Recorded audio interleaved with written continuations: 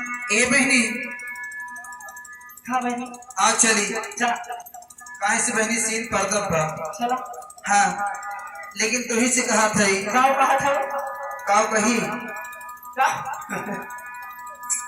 ए न कोई लगा ही ना भगवती काटो जानते नहीं से महामारी में करुणा फैला कहे थे तो हमें नंदोई ने कहा था ए तुम्हें ठीक करुणा के गीत बताओ था सुना बताओ करुणा वाले गीत कहा था सुना साफ साफ बताओ तो अरे नाही मिली साग सब्जी तरकारिया राम जी कहा था कहे कोई बात ना का जब पहली डायलॉग रहा तब